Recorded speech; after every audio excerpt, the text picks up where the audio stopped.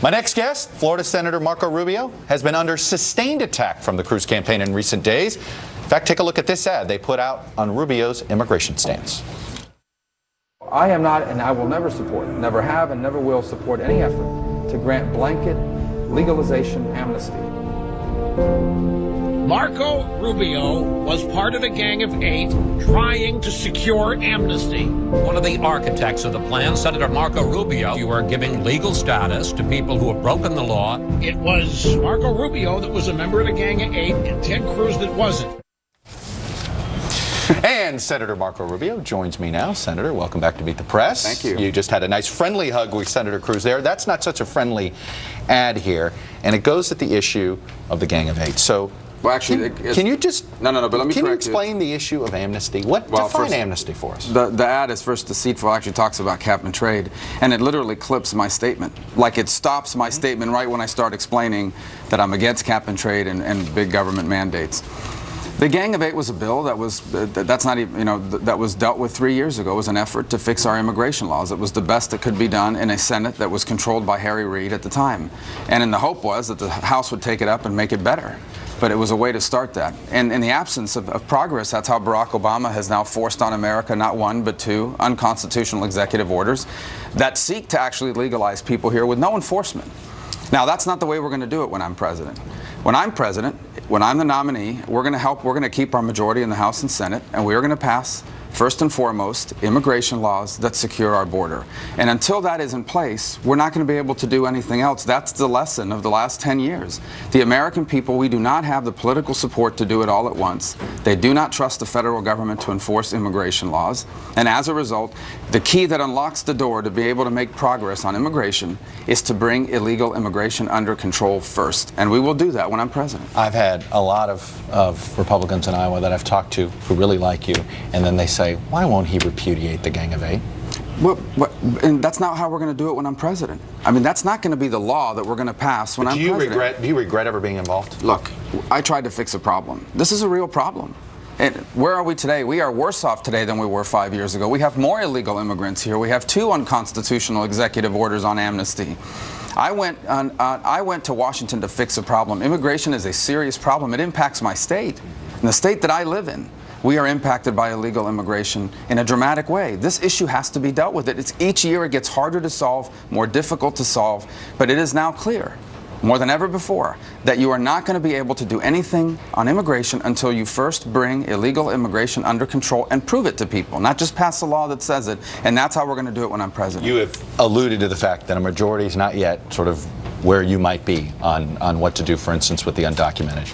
Do you think this is what's holding your campaign back, that the difference between third and second or third and first for you is your immigration position? No, look, we have 11 people running for president that are running competitive campaigns. We have 11 people on the ground in Iowa spending money, campaigning, working hard themselves to gain voters.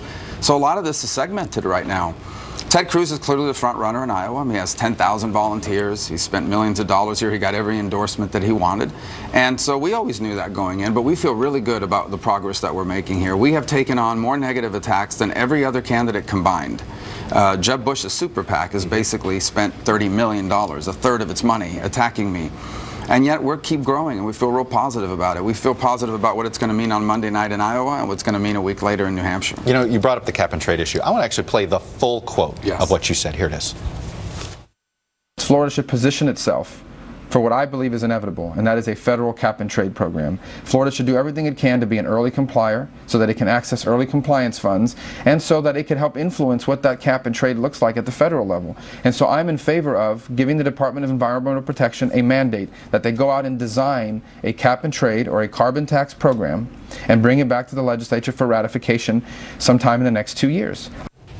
All right, we gave you full context there. No, you didn't. You cut it. There's more after that. There's even. Well, explain. It does come across as you're saying it's inevitable, so Florida's got to prepare. Yeah, but that's not the full clip. What you just played is not the full clip. I'm in favor of giving the Department of Environmental Protection a mandate that they go out and design a cap and trade or a carbon tax program and bring it back to the legislature for ratification sometime in the next 2 years. I'm in favor of them designing it. I'm not in favor of them designing it and implementing it. I'm in favor of them designing it and then bringing it back to the legislature. The way we're going to clean up our environment, the way we're going to lower carbon emissions is not through government mandates. It's through the American innovator. And that's what anything we do should be based upon, not big government mandates like they do in Europe and California. Right after that, I said I'm not in favor of implementing it. I'm in favor of them bringing it back to the legislature. I do not support big government mandates. The context of that was in 2006 and 7 when the leading candidates for president were John McCain, Barack Obama, Hillary Clinton. All three supported cap and trade. Right. And I was the Speaker of the House, and I said there is a chance that the federal government will pass cap and trade. I'm not in favor of it, but if they do, we have to be prepared to comply with that requirement, even if we don't like it. And I don't want it to cost the state of Florida money to have to comply. Everyone knew it. The Democrats knew that position. When Charlie Crist proposed cap and trade, I was the first person to speak out against it in a full op-ed in the Miami Herald. But you didn't play the full clip. There's even more. Right after that, there's even more. But you know, this gets at sort of what I think is the challenge for all of you, all of the candidates on both sides. Is you're basically saying, look, you gotta sometimes govern with what you have, not with what you want. Right. But the voters, they want more than that. The voters seem angry. They see it. They're not satisfied with this idea that, you know, you got to work with what you have in Washington, not with what you want. You know, I don't think that's true. I think voters understand that to solve problems is going to take the ability to work with people that you don't agree with on a bunch of other issues.